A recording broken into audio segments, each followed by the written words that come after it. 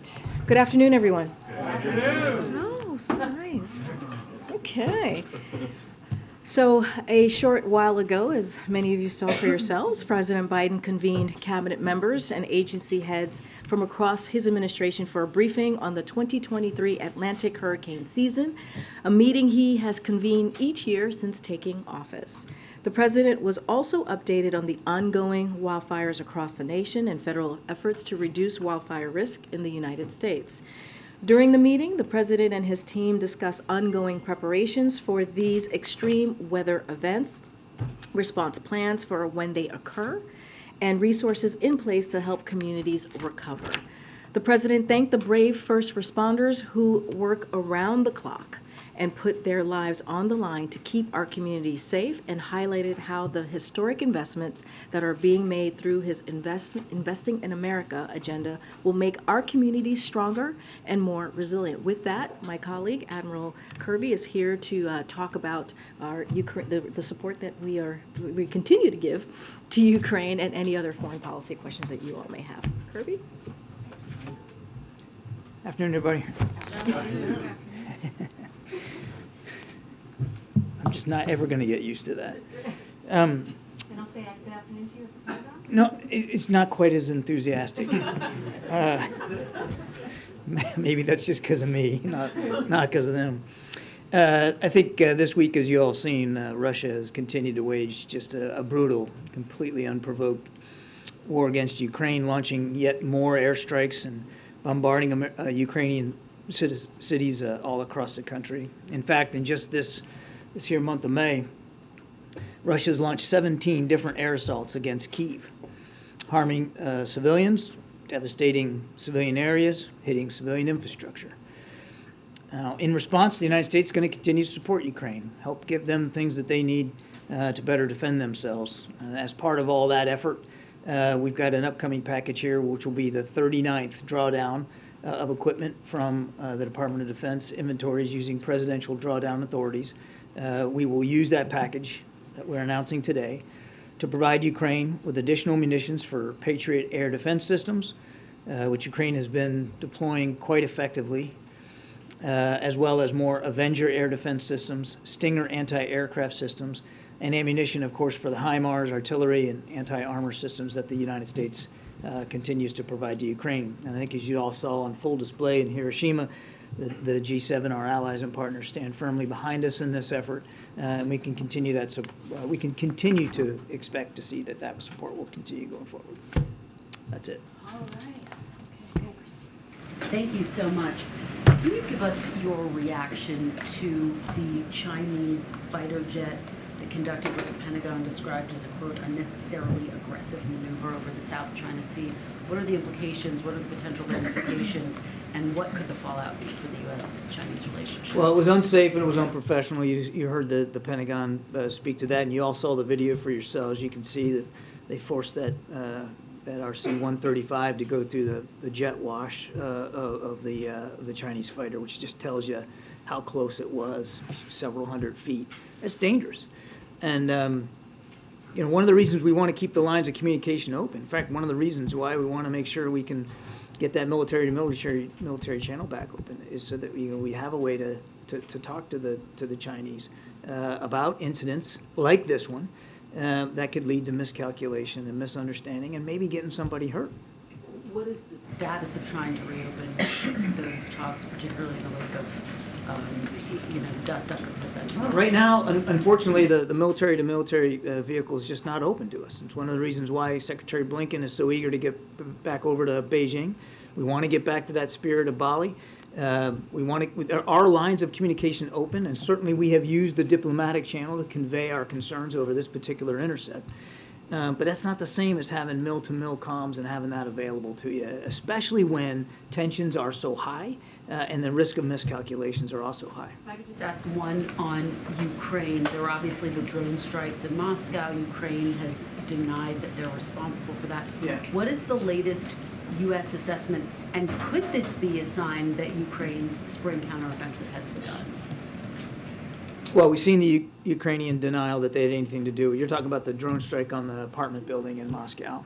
So we'd refer you to the Ukrainian government to speak to that. We don't have any specific information that tells us who is responsible. And it's not like we're going to go out and investigate this. It's not, that wouldn't be appropriate for us to do. And then your second question on the counteroffensive, again, we would let President Zelensky speak to this. Wherever, whenever the Ukrainian military is ready to step off here and get started, that's really going to be up to them to talk about and to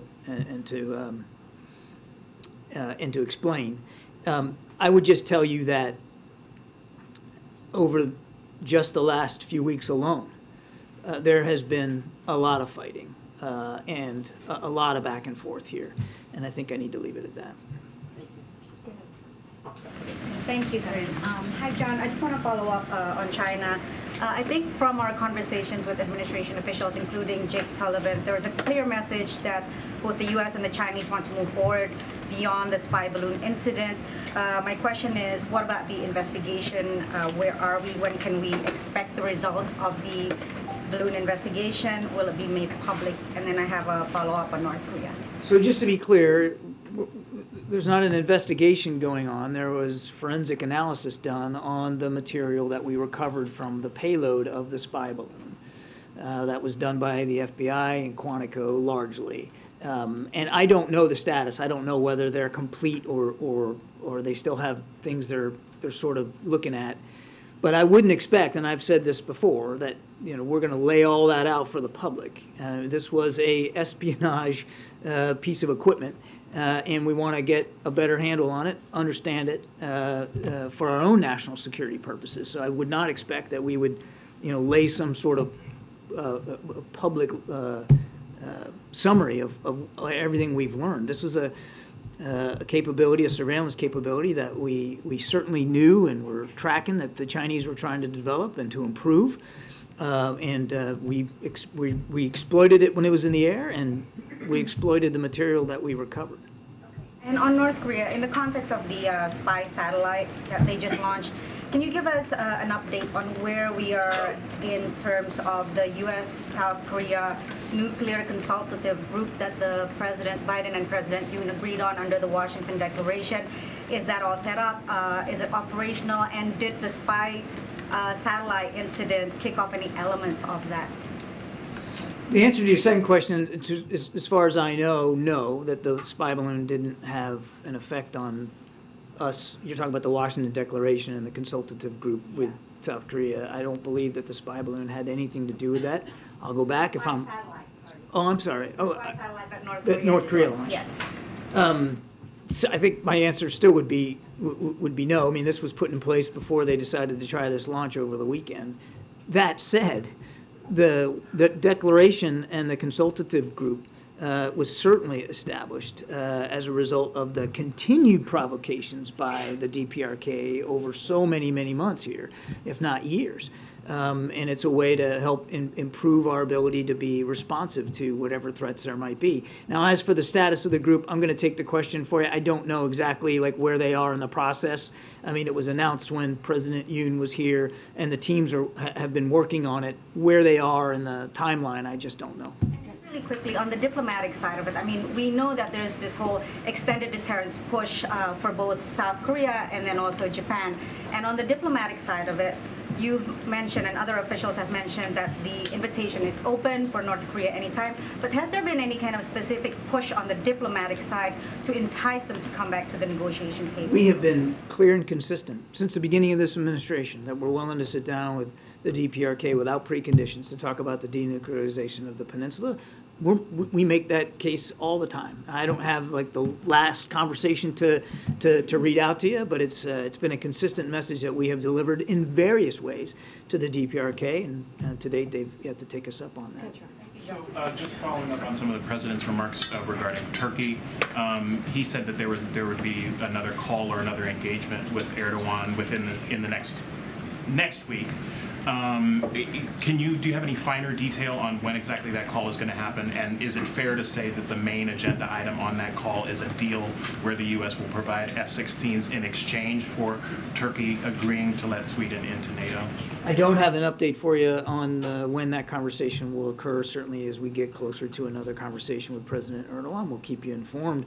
And the president has been long supportive of providing F-16s to Turkey and to helping their Air Force modernization. That's something that that he's talked to many, many times. That has not changed, and that is not linked to whether or not Turkey accedes to Sweden's membership in the NATO alliance. We also want to see Sweden as a NATO ally, very capable military. We're used to operating with them. They'll lend terrific capabilities to the alliance. We want to see that happen, and the president expressed those concerns as well when he talked to President Erdogan over the weekend, congratulating him on his win. But to suggest that there's some sort of linkage there would be erroneous. We want to see them get F-16s.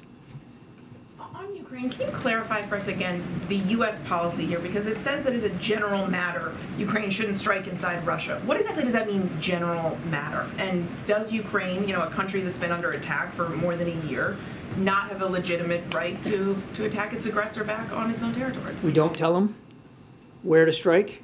We don't tell them, where not to strike. We don't tell them how to conduct their operations. We give them equipment. We give them training. We give them advice and counsel.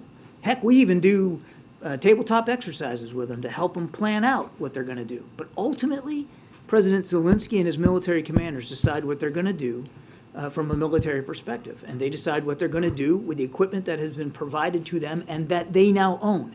All that said, we have been very clear with the Ukrainians. Privately, we've certainly been clear publicly that we do not support attacks inside Russia. And we do not enable and we do not encourage attacks inside Russia. We certainly don't want to see attacks inside Russia that are being propagated, that are being conducted using U.S. supplied equipment. And the president said recently that he has a flat assurance from Zelensky not to use the F-16s that we're providing, in Russian territory.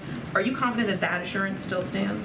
Yes, and we have gotten that assurances at various levels, not just from President Zelensky, but from other senior military and defense leaders in Ukraine.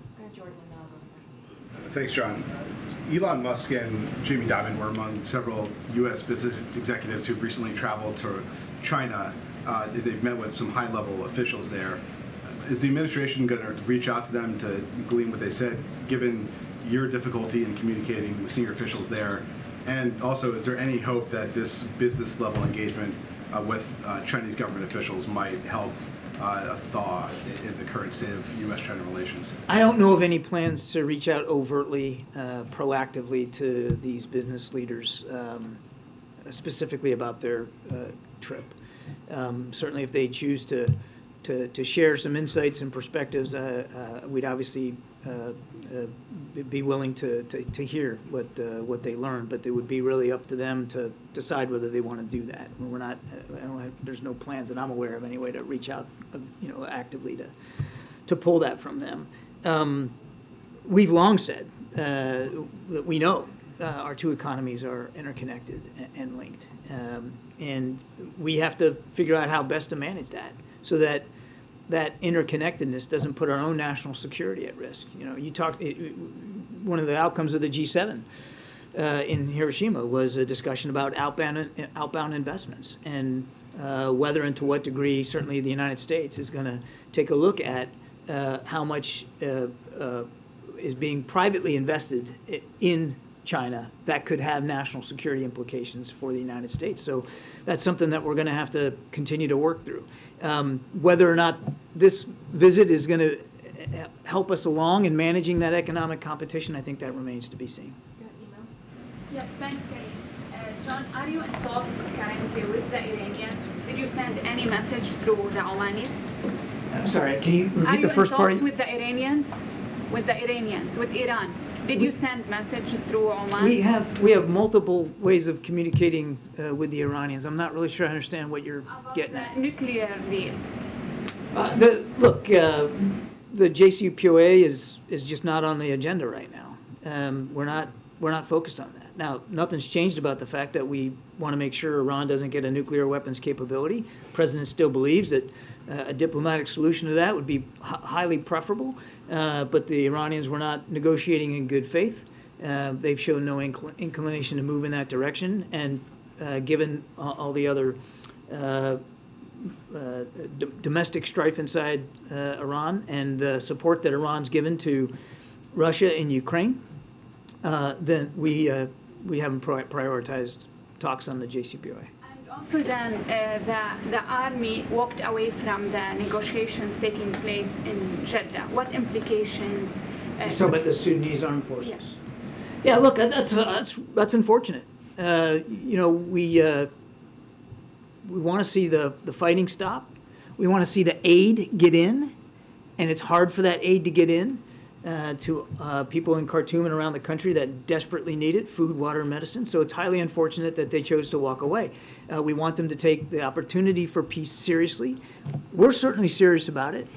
We're helping represent and facilitate these conversations. We want to see them act accordingly.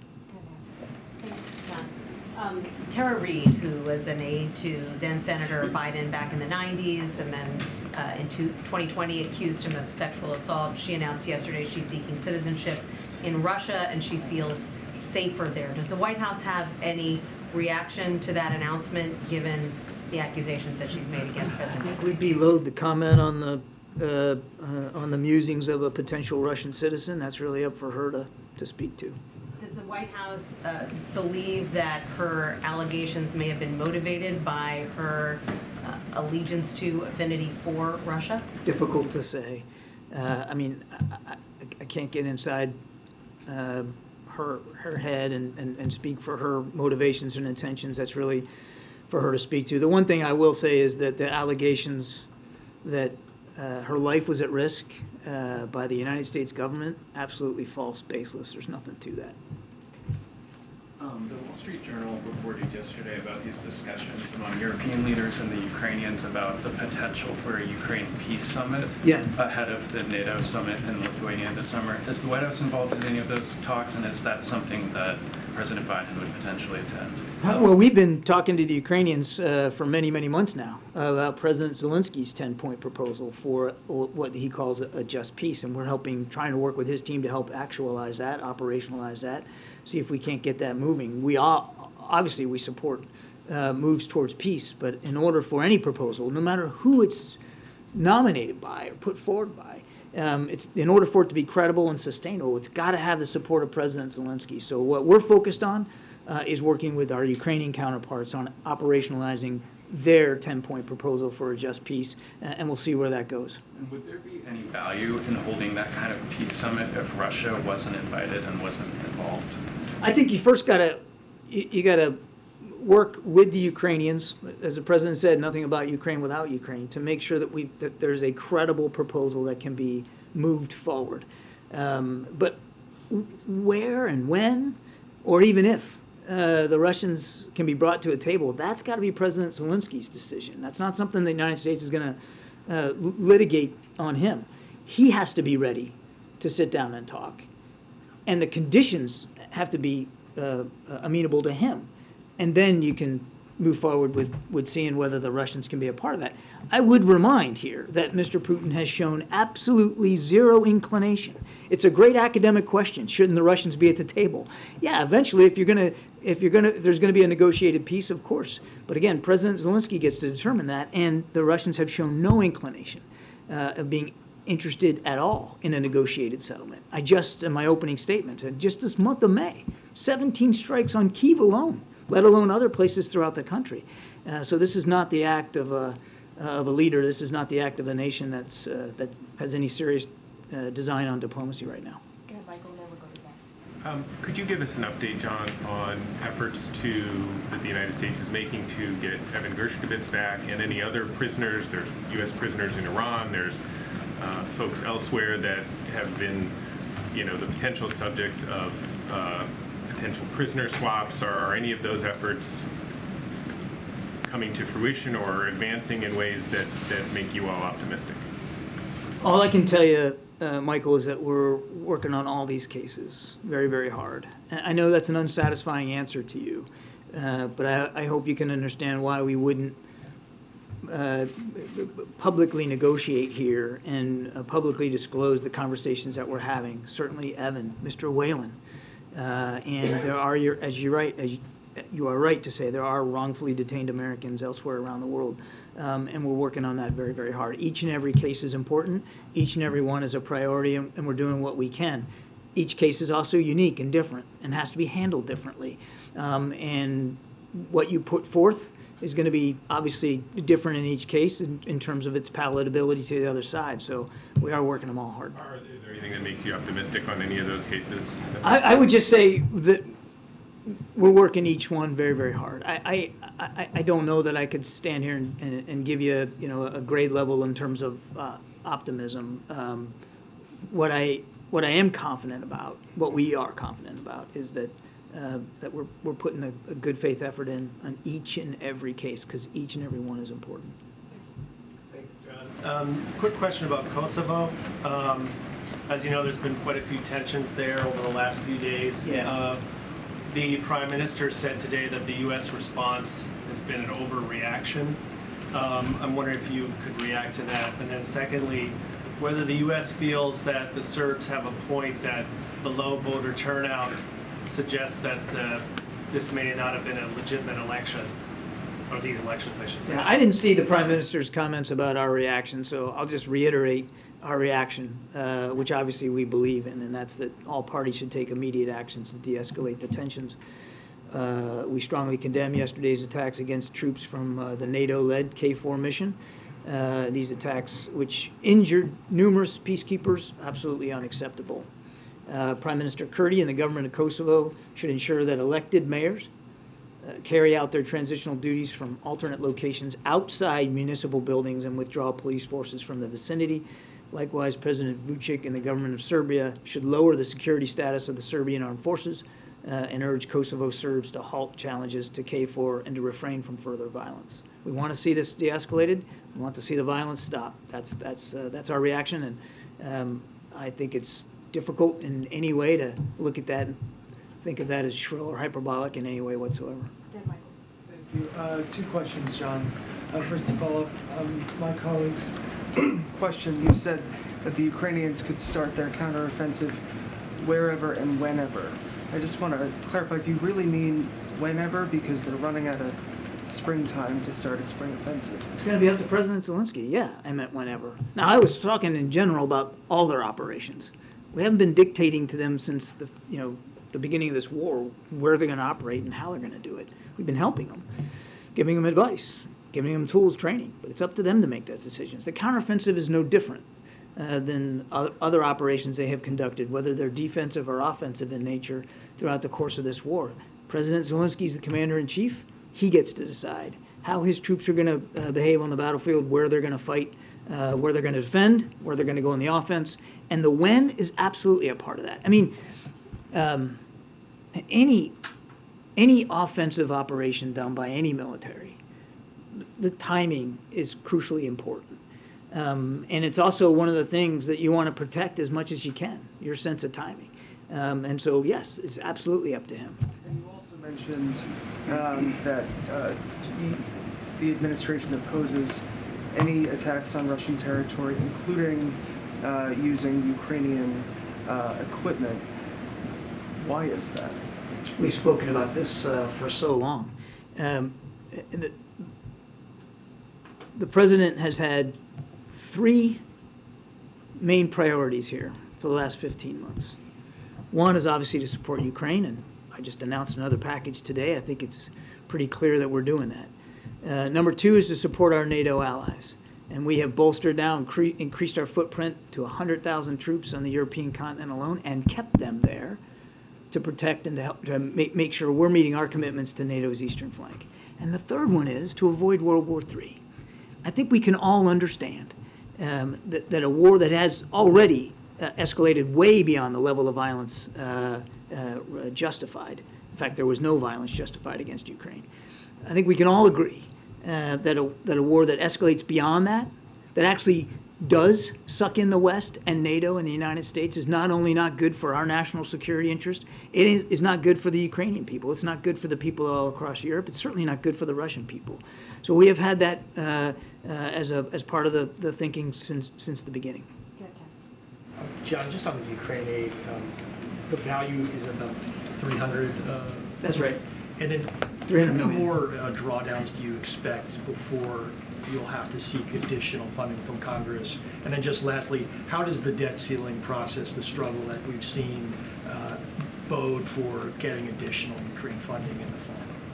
So on the future draw, we've been doing one about every 2 weeks or so.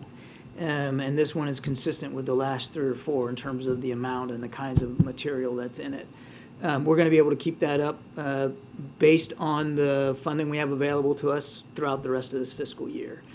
So when would we go back to Congress and ask for additional appropriations? I don't know the answer to that. I mean, we're just now here beginning June, so we've got some time to figure that out, and I just don't have like a date certain on the calendar to do that. And as for the debt ceiling deal, it won't. No matter what happens in the halls of Congress, there won't be an effect on our ability to support Ukraine. Go, James. Thank you. Which James? Okay. James right here. Yes, sir. James Rosen.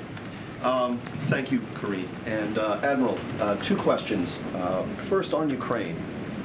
When the American people hear you say, and they hear the President say, that the United States will support Ukraine in this conflict as long as it takes, and we further hear you and the President say that the decision-making as to how long the conflict goes on, when negotiations will be entertained, are all left up to President Zelensky, why shouldn't the American people conclude that critical decision-making about our national security, our taxpayer resources, our military, are in fact being outsourced or utterly given over to a foreign leader instead of being made by our President?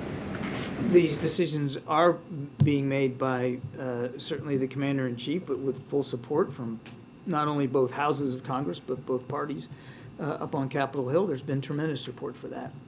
And I think the American people are smart enough to realize that that if we just walk away from this and we just let Putin take Ukraine, which, by the way, James, he hasn't given up on as a strategic goal, then what's next?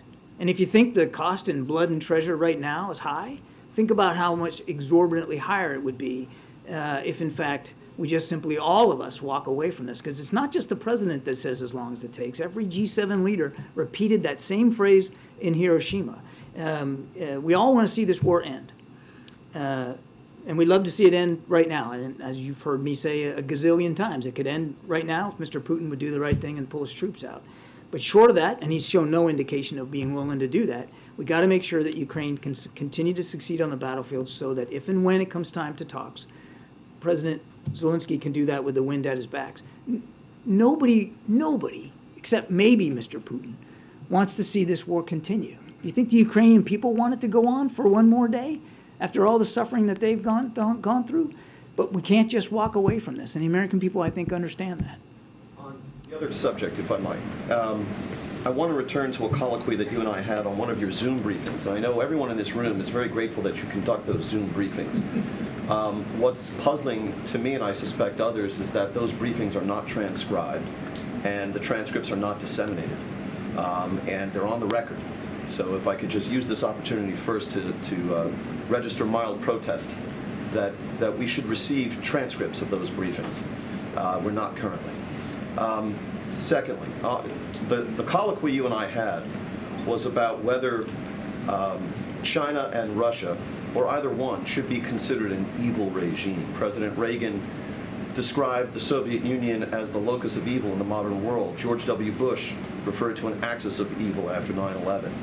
If you have governments that are running concentration camps or launching unprovoked wars where hundreds of thousands of people are being killed and the President of the United States calls the leader of that regime a war criminal, I don't see what it is that prohibits you from calling a spade and saying these are evil regimes, which you refused to do in our earlier colloquy. Well, I appreciate your advice on policy, and I'll take that back, James. But President's never been one. The president, no. Why don't you consider these evil regimes? It's not a simple question, James. It's a criticism that you're posing as a question. You'd like to see us put a label on these two countries, and President Biden just doesn't conduct foreign policy that way. I think go look at the national security strategy. Go look at the national defense strategy. Take a look at anything that the president has said over his time as commander-in-chief about Russia and China, and you'll see that we are speaking pretty plainly to the American people and to those countries and those leaders about how we view these their behavior, their conduct on the world stage, and our relationships with them. We've been very, very honest about that. North Korea. According to the NLC statement on space launch yesterday, the president and his team are assessing the situation in Japan and South Korea. But I wonder why it didn't go well. Why the test didn't go well? Right. I wouldn't pretend to know specifically what happened. I saw the statement that the DPRK put out about technical problems with the second booster or something like that. I don't know. We know it failed, and frankly, why exactly it failed shouldn't be the major concern right now. The major concern is that with each and every one of these launches, whether it fails or succeeds, Kim Jong-un and his scientists and engineers, they learn, and they improve, and they adapt, and they continue to develop military capabilities that are a threat not only on the peninsula but to the region, which is why we're going to continue to work with allies and partners on holding Kim Jong-un and his regime accountable, and why we're going to do everything we can to make sure we have the proper military capabilities in the region, including training and readiness to deal with those threats. Thank you, John. Right over here. Thanks. I wanted to ask a follow-up about Tara Reid. Does the White House believe that Tara Reid is part of a Russian influence operation? I've seen no evidence or proof of that. She's in Russia now. Is there any thought that maybe she's in Russia because, and she was interviewed by Maria Butina, who was jailed in the United States for being a Russian agent. Is there any concern or thought that she may have been influenced by the Russian government? Again, I would let this prospective Russian citizen speak for her intentions and motivations. I mean, look, it's a matter of record that Mr. Putin and the Russian government have tried to interfere, and actually did interfere in our elections going back as far as 2016. I mean, that's a matter of record. It should come as no surprise to anybody that Mr. Putin would show an interest in making it hard for President Biden to win election and to try to interfere in his ability to govern as President of the United States. But whether this particular move by this particular individual is some sort of Russian information op or propaganda campaign, I just don't know. Have you seen any information that would link her to Russian information operations? I have not. I have not. Go ahead, Josh, and then we'll keep going. I wanted to circle back on Russia, John, and what you would say to Moscow's criticism that the West is effectively offering a wink and a nod to Ukraine when it comes to the drone strikes like the ones we saw in Moscow. Well, they're not going to believe anything I have to say, but I'll say it again. We have communicated privately to the Ukrainians as recently as last week or so that we don't want to see U.S. supplied equipment used to strike inside Russia, that we don't support attacks inside Russia, and that we are not going to change our policy about not enabling or encouraging those attacks. Do you feel like you need to communicate that directly to the Russians as well? We have made it clear to the Ukrainians. Certainly we've made it clear publicly. I don't think we're going to take it upon ourselves as a burden to privately communicate that to the Russians. We have been nothing but consistent on this. And as the president has said himself, the Ukrainians, President Zelensky himself, has given us assurances that they respect those concerns. They understand them, and they appreciate them, and they respect them. All right, we're going to take a couple more in the back. Go ahead. John, just wanted to ask a follow-up. The White House released a statement in February about President Lulu's visit here. Apparently, President Biden at that time accepted an invitation to go down to Brazil. Haven't heard any updates since then. Of course, since then, Brazil's president, talked to Russia. Has the U.S.-Brazilian relationship cooled? Is that why President Biden hasn't set a date to go down there? No, we're comfortable with the U.S.-Brazil relationship. Quite comfortable, as a matter of fact. Look, we're not going to agree with everything President Lula says or does. That's why you have bilateral relations, and friendly nations can disagree publicly if that's called for. But we're very comfortable in the relationship. And as for a visit, I just don't have anything on the schedule to speak to right now. To your left.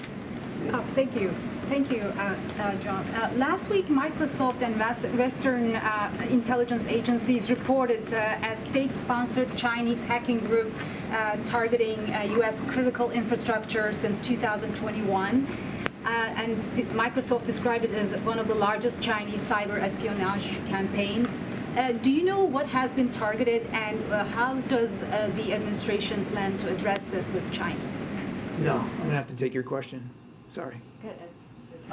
I want to ask you about the CEOs again that are over in China for the investment conference. We saw that cyber attack she's talking about. The spy balloon that flew over. The Chinese have not implemented the intellectual property protections they said they were going to do under the Phase 1 trade deal.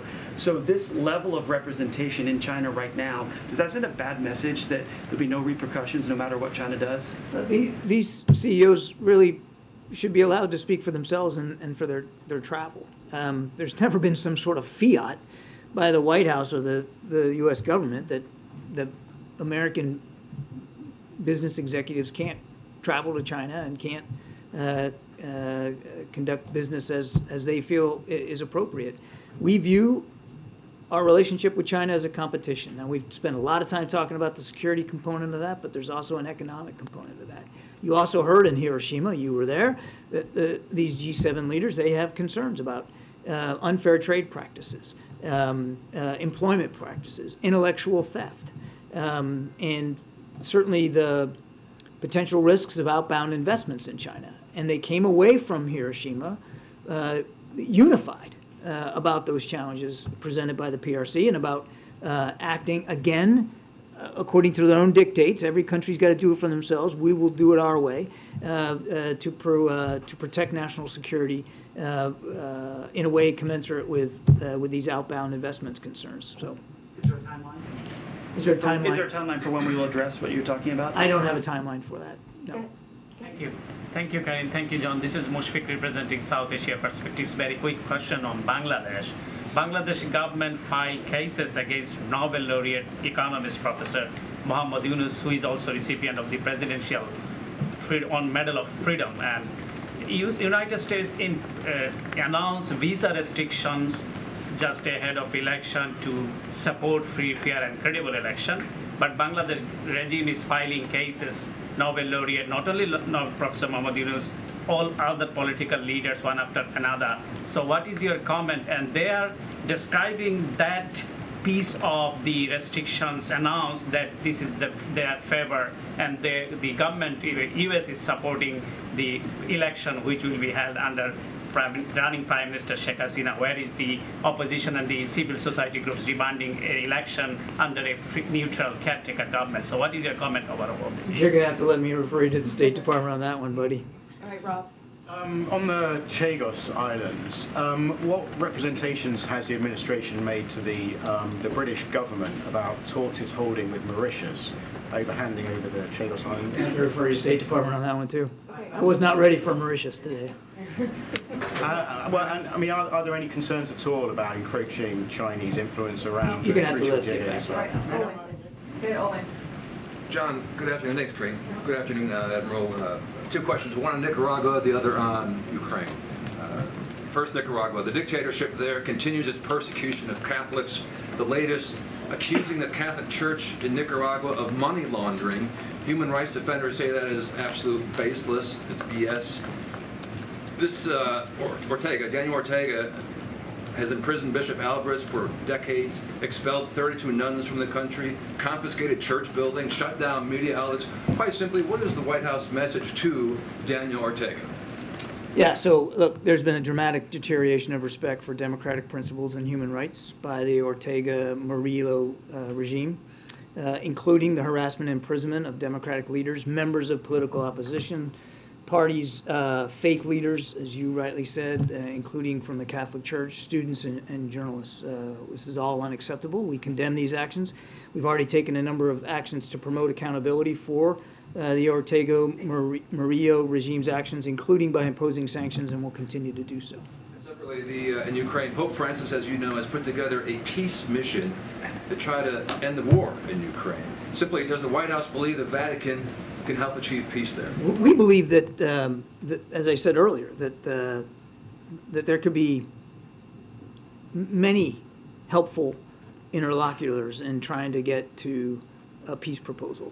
It doesn't have to be any one country or any one entity. The Chinese have expressed an interest, the Brazilians have expressed interest, and yes, I'm aware that the Vatican has put forward some interest. We would welcome any and all proposals to try to end this war as quickly and as diplomatically as possible. But as I said earlier, any proposal, if it's going to be seen as credible and if it's going to be sustainable or enforceable, it's got to be supported by President Zelensky. Now, President Zelensky has put forward his own 10-point plan for a just peace. We support that effort. We support that proposal, and we're working closely with his team to see if that can't be operationalized and move forward. All right, two more. Thanks, Karine. John, the Center for Artificial Intelligence Security issued yesterday a new statement signed by dozens of experts warning that artificial intelligence could lead to human extinction. Is this warning something that the National Security Council takes seriously at this point? We have taken seriously both the promise and the challenges of artificial intelligence since coming into office. The National Security Council, National Security Advisor, Jake Sullivan, certainly the President. As a matter of fact, I think you know, not long ago, the President convened a meeting here at the White House with CEOs from various tech companies that are involved in either AI research or an actual production of capabilities. There is promise and there's peril. There's both. And the President wants to see a strong private-public partnership to get after both the promises and the perils and the threats and challenges. So yes, we're taking this extremely seriously. Okay, last question. Thanks, Karine. Perhaps we have a lady get the last question after me. You just got rolled over. I've got a press freedom question for you. Thank you for calling me, and I have a press freedom question for you, and then I have an international polling matter question for you. On press freedom, this one was actually teed up for Karine, but I'll repurpose it a bit for you as a press office adjacent person. The press office You can ask it to Karine. I'll take that question. Why don't you ask Okay, all right, I'll go to the second one. I'll ask you the press freedom, Karine, and John, I'll ask you the international polling question. There have been many developments in the House investigations into the First Family's international business dealings recently. There's one committee trying to get an FBI file alleging that President Biden took bribes. There's another IRS whistleblower who's alleging there's a cover-up in the investigation. Amid all of this, there was a Harvard-Harris poll this month that found that 53% of the public, including a fourth of Democrats, believe, quote, Joe Biden was involved with his son in an illegal influence peddling scheme. There's, of course, evidence that the president interacted with his relatives, associates from China, Mexico, Kazakhstan, Russia, and Ukraine. So what do you say to the majority of Americans who believe that the president is himself corrupt?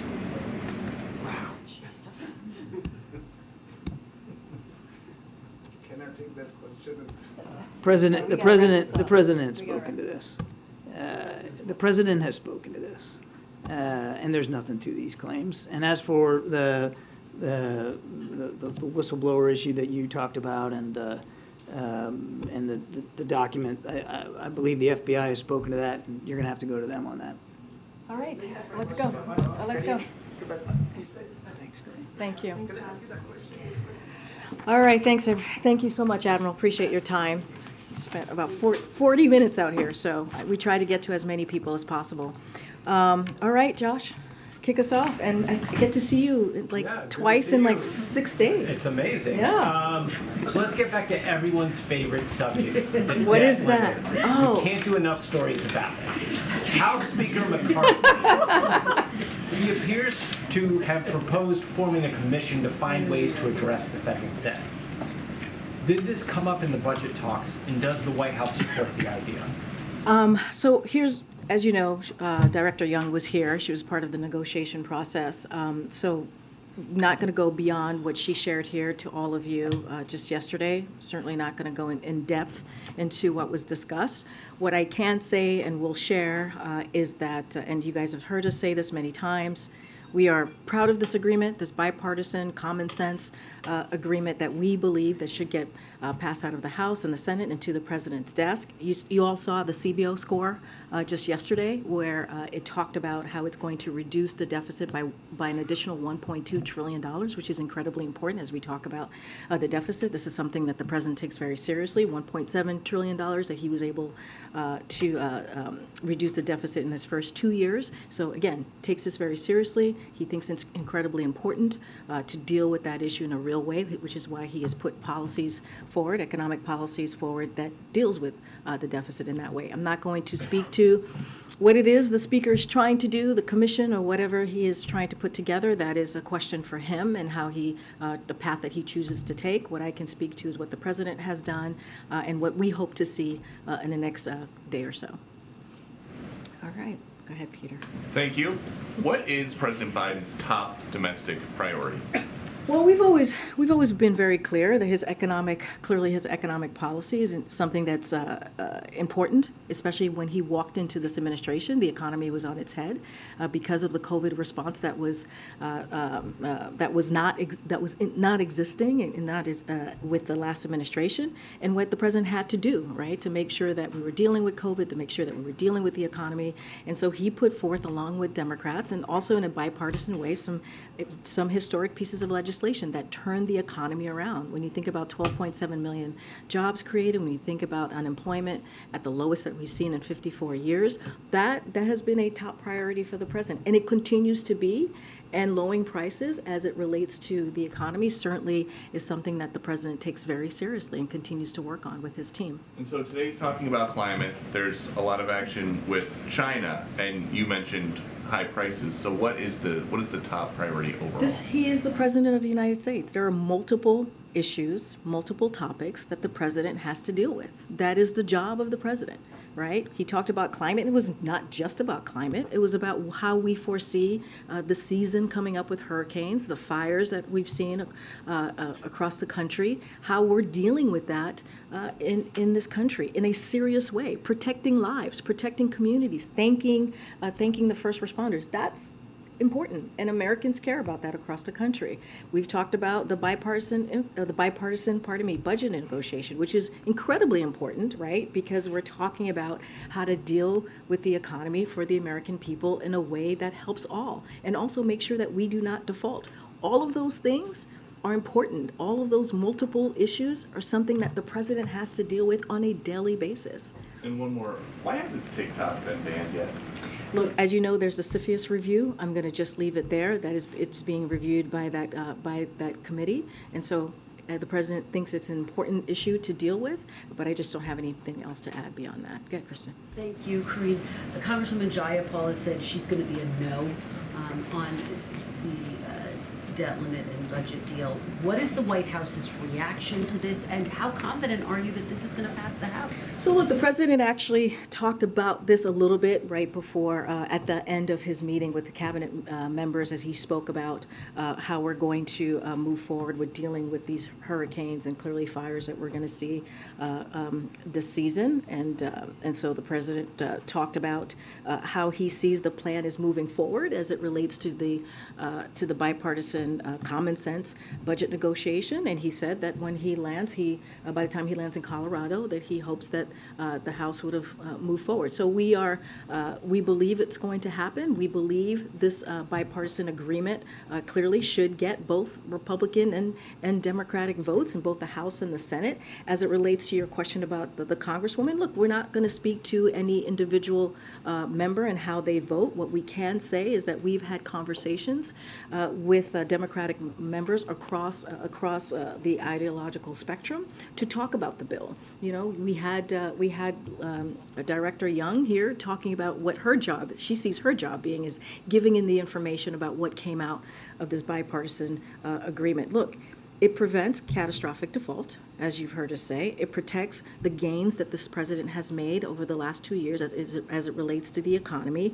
It protects programs that American families need to make ends meet. So that is how we see this process moving forward. We think it's an important piece of legislation that the president wants to see at his desk so he can sign it. And let me follow up with you on the process. The president was asked a little bit about this the other day, what his message is to skeptical Democrats. He said, talk to me. And I'm wondering if you can help fill in some of the blanks. How many Democrats has he actually spoken to one-on-one? Can you give us any names? And will he be making calls of what Air Force One? So look, the president has been involved in this in this process throughout, right? He's been involved, personally involved. We don't read out calls, private conversations. We're very careful about that. And but it's not just him; it's his team. I'll give you a little bit of an update. I gave this rundown yesterday of what it included, the outreach that we're seeing from him and his team. More than 120 calls, one-on-one calls with members of Congress. That includes calls to all House Democratic leadership, all committee ranking members, all tri-caucus and ideological caucus chair, and all appropriation leaders. 8 briefings for the entire House caucus, including one today, as you all have been reporting, which was in person on the Hill by the key negotiators who have been closely involved with this process these past several weeks. 6 of those briefings were on energy policy, on appropriations and TANF and SNAP. We've also briefed or offered to brief each of the tri-caucuses and ideological caucuses. In addition, our policy experts as well have had numerous conversations with members on the Hill. So we have been fully engaged through today, through these last couple of days, and we're going to continue to do so. Can you give us a sense of those more than 120 calls that were made? How many of those the president made himself? So I don't have specific numbers to lay out of which of these 120 that the president made, but that's a significant amount. 120 one-on-one. These are one-on-one. Those are the 120 that I'm talking about. Calls that he and his team have made. And so the president, as you know, he was vice president, he was senator. He takes these conversations and relationships very seriously. He has relationships with members of Congress that he's had for some time now. And so that I could tell you that it will continue throughout the next couple of days. Just give us a sense, because he's going to be, as he said, he hopes he'll be landing at the time that this is passing. What is that going to look like? Will we hear from him tonight? Will he have a war room set up when he lands in case the vote hasn't passed? I know you all have said you're going to be making phone calls from here at the White House, but how's he going to stay connected to this process? So we believe that this is going to happen, get out of the House tonight. The president will have a statement this evening. In what form it would look like, certainly we will. Certainly you all will know, but there will be. You will hear from the president, whether it's a written statement or from him directly. Certainly we will let you know. But he will have something to say about the passage of this out of the House. Follow up to that: is the president confident enough in passage in the Senate that he might spend the weekend outside of Washington, or will he stay in town this week? So don't have anything to preview on his travel this weekend. What I can say to you is that the president is confident, or he believes.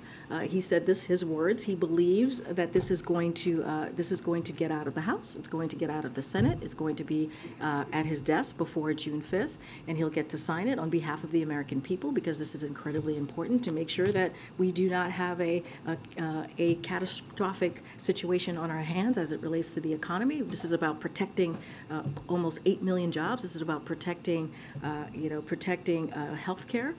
This is about protecting programs that the American people truly need and depend on. And so he believes that we're going to get this done. Is someone okay? Someone is coughing out there. Is it you? Are you okay? I don't know who it is. I don't know if they want water. Okay. All right, just checking in. Check in. Go ahead, April. Karine, I had a chance to do a compare and contrast to yesterday to today on the debt limit and SNAP. I talked to former New York Congressman Ed Towns, who was once the head of the Congressional Black Caucus, who was in the House when this happened with work requirements for welfare recipients during the Clinton years. He said it didn't work then and it won't work now. He said it's going to create pain and suffering, and he said this should have been done during the budget process versus now. What do you say to this congressman who was there, who actually was a congressman who Hakeem Jeffries filled his seat? What do you say to that congressman and others who feel that this is pain and suffering that you're eliciting on those who are the least of these in this nation? So that is not how we see this process. We believe that we protected the economic gains that this president made. If you think about the bipartisan infrastructure legislation, the Inflation Reduction Act. Now, if you look at the Inflation Reduction Act, for example, it is going to help lower costs for families. Healthcare costs is going to help our seniors when it comes to insulin. Cap that at $35. That's going to help many seniors in those very communities that we're talking about that truly need it. Energy costs, those are incredibly important for American families across the country. Think about the CHIPS and Science Act, right? You think about the PACT Act and our veterans. This is what the president was able to do, is to protect those types of historic pieces of legislation that is going to make a difference in American lives. And not only that, is going to protect programs that hardworking Americans need, right? We were talking about potentially cutting Medicaid, which would have taken health care away from 21 million Americans. We protected that, right? So all of those things are important. Veterans Affairs, protecting that, that's important. When you think about creating SNAP eligibility, expansion for veterans, for homeless people, for young people coming out of foster care of all ages. It's going to protect, it's going to expand that. So there are things in this budget, bipartisan budget agreement, that is so important to those everyday people, to those hardworking Americans. That is incredibly important. Look, here's the reality. When you negotiate in this way, no one's going to get everything that they want. That is just the reality of negotiating. What the president tried to do is protect the gains that he made, historic gains that he made these last 2 years, and really key core democratic values that we believe is important to American families. And that is the promise that this president made, and that's what we're hoping will move forward as we look at the House and we look at the Senate, and the president wants to get this done before June 5th. Follow up on this, though. Did the White House do a compare and contrast to yesterday, understanding Republicans had asked and received work requirements during the Clinton years? Did the administration look into that to see the successes, lessons learned, etc.? And also to the congressman who was also the former head of oversight, the first black head of oversight and government reform, he questions, once again, what efforts, how exhaustive were the efforts to not have this in this moment instead of dealing with it in the budget, putting it in the budget discussion moment? Why now? So look, the reason where we're in this situation now, if we remember correctly, right, if we remember that March 9th, the president put forth his budget. He was very clear about how he saw the values showing the values to the American people, how we move forward with our economy. And about 6-7 weeks later, it took Republicans 6 or 7 weeks to pass their budget on April 26th. So this is a conversation that we were ready to have weeks ago. But it took some time for Republicans to put forth what their budget looks like, or what they perceive their values are, and showing that to the American people. Look, I want to go back to the workers' requirement question that you asked. I mentioned the 21 million Americans who we protected, the president was able to protect from losing their health care. There's food assistance that was at risk for nearly 1 million Americans, and it put critical support at risk for 1 million vulnerable children. That's what that's what the House Republican bill, that's what it threatened. And so these are the things that the president was able to protect. Look, again, it is important, we believe, for Americans to not lose their health care. And that's what the president was able to do. Look, the president's insistence that the GOP proposal for SNAP is temporary. And the bill includes a major expansion, again, for veterans, for homeless, for people who are homeless, for former foster youth. All of those things truly matter. And the combined impact of these provisions is that the number of people subject to SNAP work requirements will likely stay roughly the same. And so that's another thing that's important to note. When you look at the TANF policies in the bill, maintain states' ability to support vulnerable children. So that's what we were able to do. That's what the president was able to protect. And those things are incredibly important as we talk about, as we look at working families, hardworking families across the country. Is the president planning a signing ceremony for this if it passes, and will he invite the speaker to the White House? So I don't have any ceremonies or anything to lay out at this time. What the president wants to see, he wants to see this passed out of the House. He wants to see this passed out of the Senate so he can sign it as soon as possible. Don't have anything to lay out for you at this time. Thanks, Karine. Oh, okay, let me take one. Go ahead. Go ahead. Oh, yeah, I'll take that. Go ahead. I was just going to, so last month the president signed an executive order to address current and historical environmental injustices. Could you describe how your support for the Mountain Valley Pipeline, which runs through 303 miles of rural, low-income, and indigenous land in Appalachia, and is opposed by a number of environmental and community groups, fits with the president's environmental justice agenda? A couple things on that, and I'm glad you asked the question, because the permitting reforms in this agreement fully preserve the bedrock protections of the Clean Water Act, of the Clean Air Act, and the National Environmental Policy Act. And it also delivers a key bipartisan priority by accelerating environmental reviews, all while protecting the full scope of those reviews. So that's really important to note. And I have some quotes here from organizations who have said the agreement includes an important down payment. This is a quote from the American Clean Power Association: payment on much-needed reforms to improve the efficiency of the permitting process for clean energy projects. This is from Duke Energy. This legislation helps us meet our customers' demands for reliable, affordable, and increasingly clean energy by modernizing the permitting process. The Natural Resources Defense Council said, and I quote, President Biden stood up to extremist attacks on clean energy and climate investment. So we also have seen a long list of support for this agreement, and we think that's important, and it is going to protect, again, the Clean Air Act, the Clean Water Act, all critically important into what the president is trying to do moving forward. And did Kevin McCarthy put that pipeline in the deal, or did the White House? I believe, I think Director Young was asked this question. I just don't have anything more to add to speak to specifically on what was agreed or discussed. I want to be very careful with that, but what we can say again, and I've been very clear on this, that we think it's important that this bipartisan common sense piece of legislation moves forward. We think it's important for the American people. We think it's important to get this done as soon as possible, avoiding any catastrophic results to the economy. And so we're going to be very clear on that, work steadfast, and continue to having conversations. I think I was going to call on Ed, and then I'll take your question. So what happens if the debt ceiling bill comes to the president's desk next Tuesday, a day after the X date? Would the U.S. then technically be in default? So look, what we're going to focus on is getting this done. That's what we're going to focus on. We're going to focus on the House's. We believe the House is going to pass this and take this out of the House. It's going to go to the Senate. It's going to go out of the Senate. And so we believe that this is going to get done, and that's what we're going to focus on, and that's going to be our main priority. Have there been any conversations between the president and Senate Majority Leader Schumer to try and speed it up in the Senate? We're going to leave that process, the mechanics of how this is going to move through the Senate up to Leader Schumer. Obviously, we are in a short time frame here, and it's important to get this done as quickly as possible. As you just mentioned, the June 5th X date that the Treasury clearly spoke to recently. Stephen? The White House press office, your office, continues to pre-screen reporters allowed into large indoor events that formerly, under past presidents, were open to all journalists.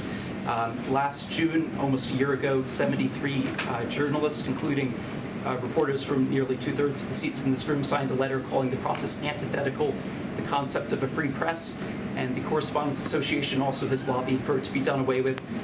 Last July, you said that ending the restrictions was a priority, yet they remain. So I was wondering if you could commit to once and for all doing away with this mysterious pre-screening process. No, I appreciate the question, Stephen. Look, every event, as you've heard from my team, I think you've asked my team this question and they've responded to you multiple times about how this process works.